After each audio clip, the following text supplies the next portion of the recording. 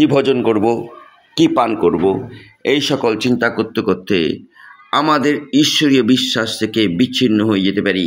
এই বিষয় নিয়ে ঈশ্বরের বাক্য কি বলছে আজকে শুনুন। এই জন্য আমি তোমাদিগকে বলিতেছি, কি ভোজন করিব, কি পান করিব বলিয়া প্রাণের বিষয় কিংবা কি পরিব বলিয়া শরীরের বিষয় ভাবিত হইও না।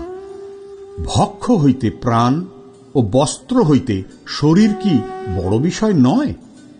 আকাশের পক্ষীদের প্রতি দৃষ্টিপাত করো, তাহারা বুনেও না, কাটেও না, গোলা ঘরে সঞ্চয়ও করে না, তথাপি তোমাদের স্বর্গীয় পিতা তাহাদিগকে আহার দিয়া থাকেন। তোমরা কি তাহাদের হইতে অধিক শ্রেষ্ঠ নও? আর তোমাদের মধ্যে কে ভাবিত হইয়া আপন বয়স এক হস্তমাত্র বৃদ্ধি করিতে পারে? আর বস্ত্রের নিমিত্ত কেন ভাবিত হও?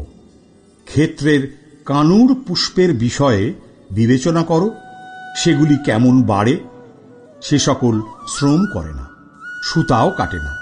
তথাপি আমি তোমাদিগকে বলিতেছি, সলোমনও আপনার সমস্ত প্রতাপে ইহার একটির ন্যায় সুসজ্জিত ছিলেন না। ভালো।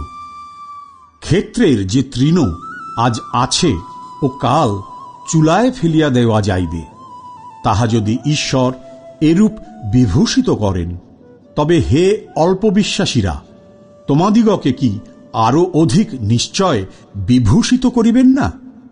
অতএব ইহা বলিয়া ভাবিত হইও না যে কি ভোজন করিব, বা কি পান করিব, বা কি পরিব, কেননা পরজাতীয়েরাই এই সকল বিষয় চেষ্টা করিয়া থাকে।